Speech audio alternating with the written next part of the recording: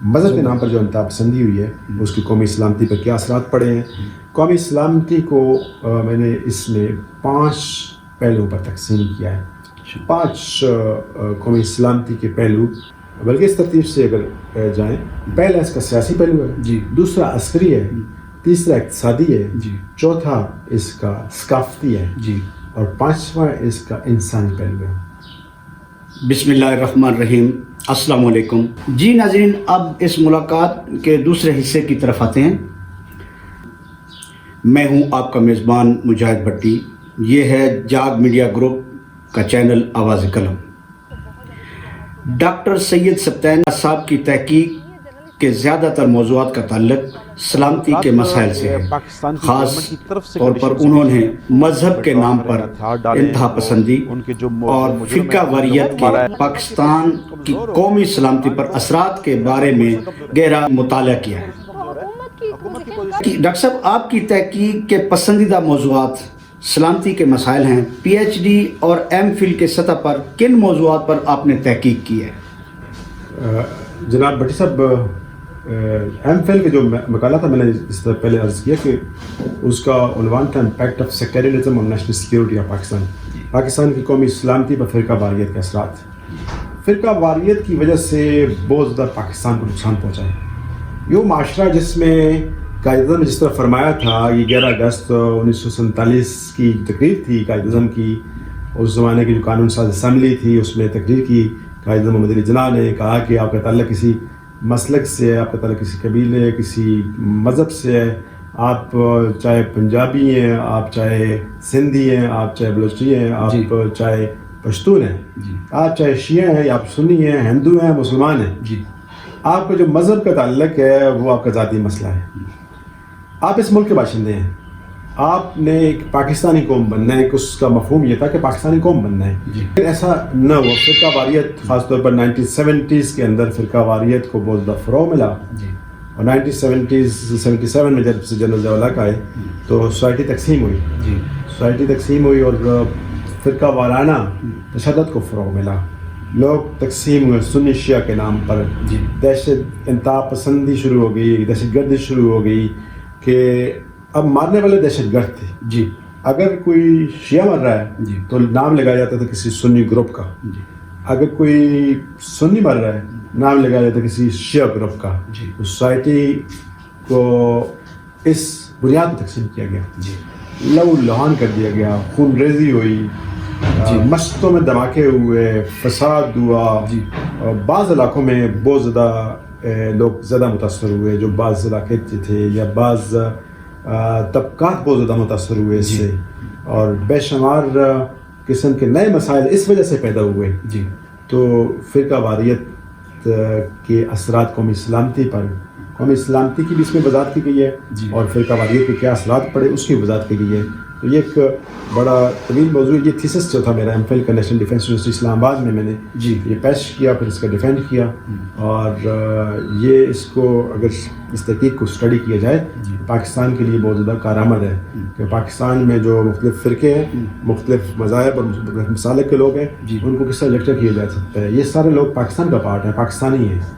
اب ان کو ڈیوائڈ کریں گے فرقوں کے نام پر، پاکستان ڈیوائڈ ہوگا، پاکستان تقسیم ہوگا، پاکستان کی قومی سلامتی کو نقصان پہنچے گا. خاص طور پر آپ کی پی ایچ ڈی کے اختتامی تحقیقی مقالے کا موضوع پاکستان کی قومی سلامتی پر انتہا پسندی کے اثرات ہیں.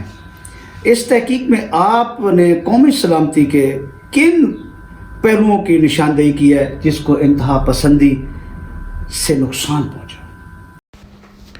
آپ کے سوال کا جواب دینے سے پہلے میں اپنی یونیورسٹی یعنی یونیورسٹی آف وارسا میں اپنے اساتذہ کا انتہائی شکر گزار ہوں جن سے بہت کچھ سیکھنے کا موقع ملا. اس کے علاوہ بیلجیم کی کیتھولک یونیورسٹی آف لیون میں بھی اساتذہ کو شکر گزار ہوں جنہوں نے صحیح رہنمائی کی. اور خاص طور پر یونیورسٹی آف وارسا میں میرے تحقیقی کام کے حوالے سے میرے جو سپروائزر تھے پروفیسر ڈاکٹر آدم شمسکی، ان کا انتہائی ممنون اور مشکور ہوں اور ان کی قدر کرتا ہوں جنہوں نے میرے کام کی صحیح رہنمائی کی اور میرے کام کو تکمیل تک پہنچانے میں اہم کردار ادا کیا.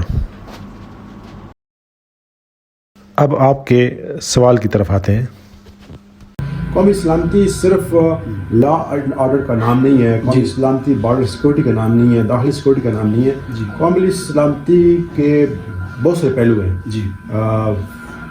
وہ جو میں نے اپنی پی ایچ ڈی کی تھیسس میں ان کو آئیڈینٹیفائی کیا ہے کہ کن کن قومی سلامتی کے پہلو کو نقصان پہنچا ہے. اور اس میں جو پی ایچ ڈی کا تھیسس ہے اس میں اس کا عنوان ہے امپیکٹ آف ریلیجس ایکسٹریمزم اور نیشنل سیکورٹی آف پاکستان.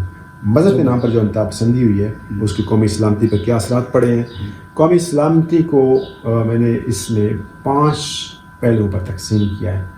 5 قومی سلامتی کے پہلو, بلکہ اس ترتیب سے اگر جائیں, پہلا اس کا سیاسی پہلو ہے, دوسرا عسکری ہے, تیسرا اقتصادی ہے, چوتھا اس کا ثقافتی ہے, اور 5واں اس کا انسانی پہلو ہے. سیاسی پہلو کے اعتبار سے دیکھا جائے تو سیاست اس کے 2 پارٹ ہیں, ایک انٹرنل پالیٹکس, دوسری ایکسٹرنل پالیٹکس یا فارن پالیسی. دونوں متاثر ہوئے ہیں. انٹرنل پالیٹکس اس حد تک متاثر ہوئی ہے کہ پاکستان کے جو مختلف پولیٹیکل انسٹیٹیوشنز ہیں, مختلف جو سیاسی ادارے ہیں, ان تک بھی انتہا پسند پہنچ گئی. قانون سازی کا جو عمل ہے اس میں بھی انہوں نے مداخلت کی, اور پاکستان کی جو سیاسی پارٹی ہیں ان کے اندر بھی داخل ہوئے, اپنی بھی ان سیاسی پارٹیاں بنائیں, پاکستان کے الیکٹرل سسٹم کو متاثر کیا, پاکستان کے جو انتخابی کمپینز کو متاثر کیا, پاکستان کا ایک ماڈریٹ سسٹم اس کو متاثر کیا. پاکستان کا جو سسٹم اگر اسے دیکھا جائے ایک ایسا سسٹم ہے جس میں مختلف قوموں, مختلف مذاہب کے لوگ آ سکتے ہیں اور اس ملک کو چلانے میں ان کا کردار ہو سکتا ہے, اس کو بہت زیادہ متاثر کیا. اگر خارجہ سیاست کی بات کی جائے, فارن پالیسی کی بات کی جائے تو وہ متاثر ہوا. پاکستان میں جو انتہا پسندی ہوئی, دہشت گردی ہوئی, اس سے پاکستان کی ایران کے ساتھ تعلقات متاثر ہوئے. پاکستان پہ الزام لگا تو انڈیا کے ساتھ تعلقات بھی متاثر ہوئے. پاکستان کے افغانستان کے ساتھ تعلقات بھی انتہا پسندی کی وجہ سے متاثر ہوئے. پاکستان کے سعودی عرب کے ساتھ تعلقات کو بھی اس حوالے سے نظر انداز نہیں کیا جا سکتا. اور یہ یعنی فارن پالیسی بھی اپنی متاثر ہوئی ہے بہت زیادہ. یہاں پر غیر ملکی مارے گئے, یورپین مارے گئے, انتہا پسندوں کے ہاتھوں, دہشت گردوں کے ہاتھوں مارے گئے. اس سے بھی پاکستان کے ان ملکوں کے ساتھ تعلقات متاثر ہوئے. تو یہ ایک سیاسی پہلو. دوسرا پہلو عسکری پہلو, پاکستان کی فوج کے اندر انتہا پسندوں نے کوشش کی کہ داخل ہو جائیں, اور پھر اندر کے جو معاملات ان کی سمجھ میں آئے انہوں نے حملے کیے, پاکستان کی فوج پر حملے کیے. پاکستان کی فوجوں کو بارڈر کی جو ایریاز ہیں ان میں ذبح کیا گیا. پاکستان کی جی ایچ کے اوپر 2009 میں حملہ ہوا. پاکستان کے بہت سارے جو ایلیٹ فورسز تھیں, کمانڈوز تھے فوج کے, اور وہ بھی اس کا نشانہ بنے. ایک واقعہ جو تربیلا میں ہوا, کمانڈوز تھے وہاں پر شہید ہو گئے. پاکستان کی فوج کے اندر کچھ واقعات بغاوت کے بھی ہوئے, وہ بھی اسی وجہ سے ہوئے کہ دہشت گردوں انتہا پسندوں نے داخل ہونے کی کوشش کی, ان کو عسکری حوالے سے بھی پاکستان کی جو قومی سلامتی ہے وہ متاثر ہوئی. اور جو اس کا بھی ایک اور پہلے جو بارڈر پہ سیکورٹی ہے وہ بھی متاثر ہوئی. پاکستان کی بڑا مشہور واقعہ 2011 کا, سلالہ چیک پوسٹ پر 26 پاکستان کی فوجی شہید اس لیے ہوئے کہ امریکن ان انتہا پسندوں اور دہشت گردوں کا تعاقب کرتے ہوئے پاکستان میں داخل ہوئے اور نیٹو فورسز نے حملہ کیا پاکستان کی چوکی پر. تو پاکستان کو بہت زیادہ عسکری حوالے سے دھچکا لگا. پاکستان کا پھر یہ قومی سلامتی کا پہلے اقتصادی حوالے سے پاکستان یعنی بہت سے اگر شعبے دیکھے جائیں اس میں ٹورزم کا ایک شعبہ ہے. تو طویل عرصے تک ٹورزم پاکستان کا بالکل ختم ہے, مفلوج ہے, اس وجہ سے کہ پاکستان کے اندر انتہا پسندی اور دہشت گردی سے پاکستان کے جو مختلف ایریاز ہیں مثلا سوات ہے اس کی اکانومی پیرالائز رہی ہے. وزیرستان ٹرائبل ایریاز کی پوری اکانومی پیرالائز رہی ہے. نادر خوبصورت ایریے یا سوات کے ایریے وہاں پر سیاح جا نہیں سکتے تھے. تو اقتصادی حوالے سے بھی پاکستان بہت زیادہ متاثر ہوئے انتہا پسندی کی وجہ سے, اور فارن ڈائریکٹ انویسٹمنٹ جو آ رہی تھی پاکستان کے وہ متاثر ہوئی ہے. اگر پھر ثقافتی حوالے سے اب ثقافت میں کھیل بھی آتی ہے, ثقافت میں تعلیم بھی آتی ہے, ثقافت میں اور مختلف مشاغل ہیں جو روایتی موسیقی ہے, زیارات پہ درباروں پہ میلے لگتے تھے وہ متاثر ہوئے ہیں. بہت سے ایسے سنگرز جو جن کا تعلق قوالی سے ہے یا روایتی موسیقی سے وہ ٹارگٹ بنے. مثلا امجد صابری بھی اس وجہ سے بات سامنے آتی ہے کہ انتہا پسندوں کے ہاتھوں مارے گئے کیونکہ وہ قوالی کرتے تھے. ایک کمال محسود جو محسود قبیلہ ہے وزیرستان میں, ان کے سنگر تھے کمال محسود, بڑے مشہور سنگر تھے. تو انتہا پسندوں نے ان کو مجبور کیا کہ وہاں سے اسلام آباد مائیگریٹ کریں. اسلام آباد میں ان کے گھر کو آگ لگا دی اور وہ بیچارے شہید ہو گئے. اس طرح کے بہت سے واقعات. پاکستان کا کلچر بہت زیادہ متاثر ہوئے. روایتی جرگے تھے وہ متاثر ہوئے. آپس میں جو ان قبائلی ایریاز میں لین دین تھا, تعلق تھا, اس غمی اور خوشی میں شامل ہوتے تھے, وہ انتہا پسندی سے بہت زیادہ متاثر ہوئے.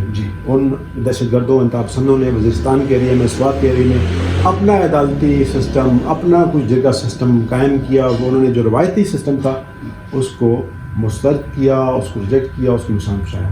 یہ ثقافتی اور انسانی پہلو آخری جو اسلام کے انسانی پہلو ہے. انسانی پہلو کے 3 حصے ہیں. ایک سیاسی پہلو ایسا ہے, دوسرا کمیونٹی ہے, پھر پرسنل سیکیورٹی ہے. یعنی سیاسی حوالے سے جو آپ کے رائٹس ہیں کہ آپ کو رائٹ ہے, حق حاصل ہے کہ آپ ووٹ ڈال سکیں آزادانہ طور پر, وہ متاثر ہوا. آپ کو حق حاصل ہے کہ اپنی آواز بلند کر سکیں, وہ آپ کی آواز کو روکا گیا انتہا پسندی کے ذریعے. پھر اس طرح کے مختلف جو سول لبرٹی ہے, سول رائٹس ہیں, یہ متاثر ہوئے. کمیونٹی کے حوالے سے مختلف کمیونٹیز متاثر ہوئی. کرسچن کمیونٹی متاثر ہوئی, پھر ان کو ٹارگٹ بنایا گیا. ہزارہ کمیونٹی کو ٹارگٹ بنایا گیا. کسی کو شیعہ کمیونٹی کے نام پہ ٹارگٹ بنایا گیا, کسی کو بریلوی کے نام پہ ٹارگٹ بنایا گیا, کسی کو کرسچن ہونے کے نام پہ ٹارگٹ بنایا. یہ کمیونٹی جو سیکیورٹی ہے وہ بھی متاثر ہوئی. تیسرا پہلو جو ہے وہ پرسنل سیکیورٹی. انسان, آپ خود مسافر ہیں, آپ نے رپورٹنگ کی ہے کہ پچھلی طویل عرصے کے دوران جب لوگ گھروں سے باہر نکلتے تھے اور یہ خوف تھا کہ شاید واپس آئیں یا نہ آئیں, کسی جگہ بالکل راجہ بازار یا مختلف جگہوں پر, کراچی, لاہور, پنڈی میں دھماکہ ہو سکتا تھا, دہشت گردی ہو سکتی تھی, ایسا خوف تھا. تو یہ بھی پاکستان کا جو قومی سلامتی کا انسانی پہلو ہے وہ متاثر ہے. بہت سے لوگ مائیگریٹ کر کے انجینئر, ڈاکٹرز جو ہے وہ دوسرے ملکوں میں چلے گئے پاکستانی. یہ بہت بڑا پاکستان کو. ڈاکٹر صاحب, بین الاقوامی تعلقات کے مختلف نظریات ہیں, کیا آپ ہمارے ناظرین کے لیے چیدہ نظریات کی نشاندہی کر سکتے ہیں؟ بڑا اہم سوال ہے. یہ بین الاقوامی تعلقات کا شعبہ ہے, یہ بھی بڑا وسیع شعبہ ہے. اس پہ بھی بڑا کام ہوا ہے. مختلف نظریات سامنے آئے ہیں, مختلف ادوار میں مختلف نظریات سامنے آئے ہیں. جو ایک پرانا نظریہ ہے اس کو ریئلزم کہتے ہیں, کلاسیکل ریئلزم. اس میں مختلف برانچز ہیں. ریئلزم ہے, نیو ریئلزم ہے, نیو کلاسیکل ریئلزم ہے. تو اس کی مختلف اسٹرکچرل ریئلزم ہے, اس کی بے شمار برانچز ہیں. تو اس کا مفہوم اس کا یہ ہے کہ جو انٹرنیشنل ریلیشنز ہیں وہ بحث کرتے ہیں, جو انٹرنیشنل ماحول ہے, عالمی ماحول ہے, اس پہ بحث کرتے ہیں. اور انسان کی جو فطرتاً جس کی طبیعت ہے اس میں گریڈ شامل ہے. یعنی اس میں ایک طاقت کا اصول کے لیے جو لالچ ہے انسان کے اندر وہ شامل ہے. یعنی انٹرنیشنل سسٹم ہے وہ انارکک سسٹم ہے, انارکی پر مبنی ہے. یعنی اس میں کوئی سینٹرل پاور نہیں ہے. ہر ملک جو ہے وہ اپنے مفادات کے لیے کوشش کرتا ہے. بس امریکہ اپنے مفادات کے لیے کوشش کرتا ہے. کبھی اس مفادات کے تحفظ کے لیے جو نیو ریئلزم ہے, یعنی وہ نظریہ جو ریئلزم جسے کہتے ہیں, جسے آپ اردو میں حقیقت پسندی کہہ سکتے ہیں. حقیقت پسندی کا جو نیا نظریہ ہے اس کے 2 پہلو ہیں. ایک دفاعی یعنی ڈیفینسو, دوسرا افینسو. دوسرا یعنی تعجم پر مبنی ہے کہ ایک دفاعی ہے کہ اگر آپ اپنے دفاع کے لیے کارروائی کر سکتے ہیں.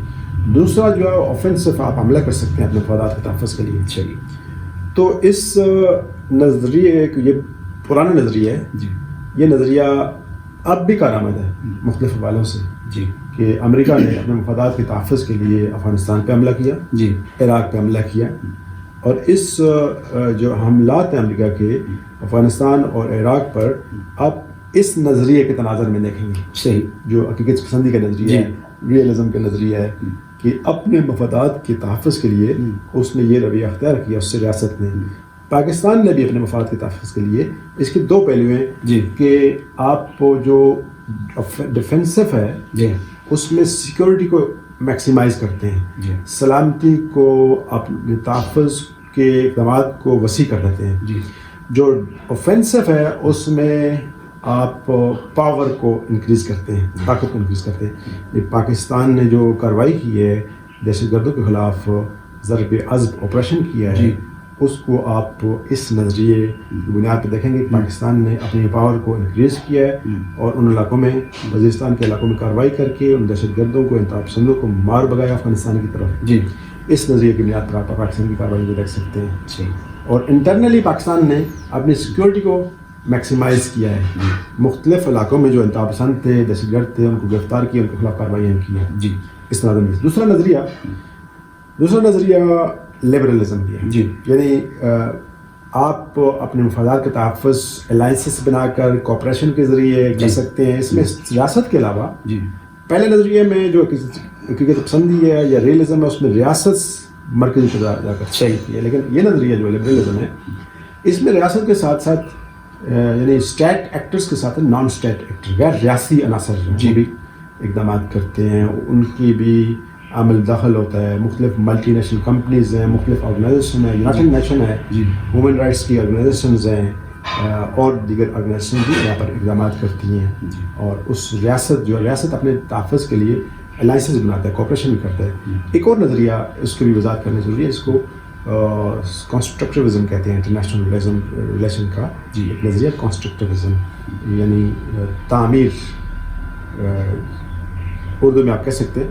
تو اس نظریے میں یہ ہے کہ انٹرنیشنل ریلیشن جو ہے بین الاقوامی تعلقات یہ انسانی نیچر پر مبنی نہیں ہے بلکہ یہ جو آلریڈی تاریخی طور پر یا ثقافتی طور پر یا سماجی طور پر جو مختلف چیزیں پائی جاتی ہیں, آئیڈینٹیٹیز ہے, کلچر ہے, چیزیں ان کی بنیاد پہ ہے. مثلا کوئی ملک کارروائی کرتا ہے, کوئی ملک اقدامات کرتا ہے, وہ اس بنیاد تک کرتا ہے کہ اس کے اپنے آئیڈیز, اس کی آئیڈینٹی, اس کے نظریات محفوظ رہے ہیں. مثلا جو دہشت گرد گروپ تھا داعش کے نام سے, اس نے اپنی آئیڈینٹی متعارف کرائی, جو پرانی خلافت کی آئیڈینٹی متعارف کرائی. مسلمانوں کو موٹیویٹ کیا اسی بہانے کہ آپ اس کی طرف آئیں اور اس کی جال میں پھنسیں, اور کہ وہ ایک ریاست بنانا چاہتا ہے, بڑی ریاست عالمی سطح پر, جس کا تعلق پرانی خلافت سے ہے. عثمانی خلافت سے ہو سکتا ہے, عباسی خلافت سے ہو سکتا ہے, اموی خلافت سے ہو سکتا ہے. تو اس نے وہ نظریہ ڈیولپ کیا, جو پرانا نظریہ, پرانی شناخت ڈیولپ کی, جو شناخت پاکستان کے مخالف ہے. پاکستان ایک ملک ہے جو اس نظریے کے, وہ نظریہ پاکستان کے خلاف ہے. پاکستان کی ریاست ختم ہو جاتی ہے وہاں, وہ اپنی ریاست قائم کرتے ہیں. تو یہ کنسٹرکٹیوزم بھی ایک نظریہ ہے. اچھا ڈاکٹر صاحب یہ بتائیں, پاکستان کے داخلی حالات اور قومی سلامتی کے مسائل اور خارجی پالیسی کو کس نظر سے دیکھتے ہیں؟ دیکھیے, پاکستان کی اگر خارجہ پالیسی کی بات کی جائے, پاکستان کی خارجہ پالیسی انتہائی کمزور ہے. پاکستان کی خارجہ پالیسی پر پاکستان نے توجہ نہیں دی. یہ ضرورت ہی محسوس نہیں کہ اس پہ توجہ دی جائے. خارجہ پالیسی کا تعلق داخلی پالیسی سے بھی ہے. نیو کلاسیکل ریئلزم ہے. وہ کہتا ہے کہ جو انٹرنل ویریبلز ہیں یہ کنیکٹ کرتے ہیں, افیکٹ کرتے ہیں ایکسٹرنل ویریبلز پر. اگر کوئی ملک داخلی طور پر مضبوط ہے اس کی خارجہ پالیسی بھی مضبوط ہوگی. امریکہ داخلی طور پر مضبوط ہے, وہاں پر جمہوری ادارے مضبوط ہیں, سسٹم ٹھیک ہے, تو اس کی مضبوط خارجہ پالیسی پوری دنیا پر. چائنا اندرونی طور پر مضبوط ہے, اکانومی اس نے ملک کے اندر ٹھیک کی ہے, تو وہ اپنی خارجہ پالیسی اس کی جو ہے وہ بڑی مؤثر ہے دیگر ممالک میں. اس لیے خارجہ پالیسی پہ توجہ دینا بہت ضروری ہے, جس پہ پاکستان نے توجہ نہیں دی.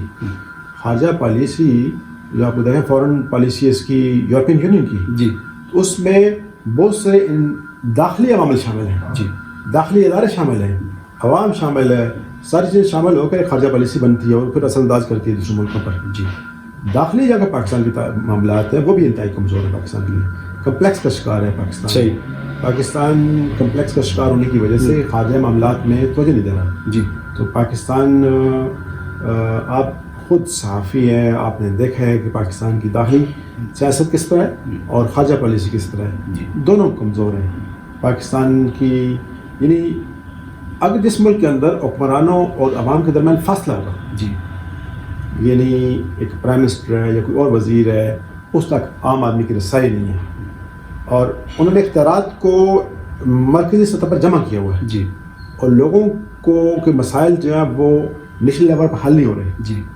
تو اس وجہ سے مسائل پیدا ہو رہے ہیں, اور پھر گیپ ہے حکمرانوں اور عوام کے درمیان.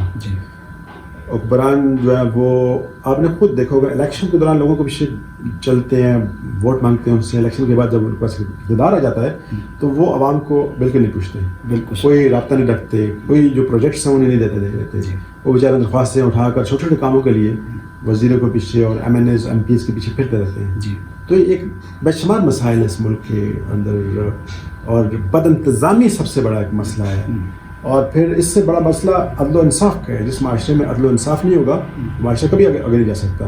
عدل و انصاف یعنی کچہری کا جو نظام ہے پاکستان کا, عدلیہ کا نظام ہے, عدالتی سسٹم ہے, وہ ناقص ہے. پولیس کا نظام ناقص ہے. یہ انگریزوں کا بنایا ہوا نظام ہے جو غلام قوم کو دبانے کے لیے بنایا گیا تھا. بالکل اس میں بڑے پیمانے پہ اصلاحات, بلکہ اس سسٹم کو تبدیل کر کے نیا نظام لانے کی ضرورت ہے. تب پاکستان آگے جائے گا, لوگوں کے مسائل حل ہوں گے. لوگوں کے مسائل حل ہوں گے تو ملک ترقی کرے گا. آخر میں ہم ایک بار پھر ڈاکٹر سید سبطین شاہ صاحب کے شکر گزار ہیں جنہوں نے ہمیں وقت دیا اور ہمارے ساتھ پروگرام میں شامل ہوئے. بہت شکریہ, تھینک یو ویری مچ. آپ کا میزبان مجاہد بھٹی. بھٹی صاحب آپ کا بہت بہت شکریہ, آپ نے وقت نکالا, اپنے قیمتی وقت سے آپ نے وقت نکال کر انٹرویو لیا. بہت شکریہ.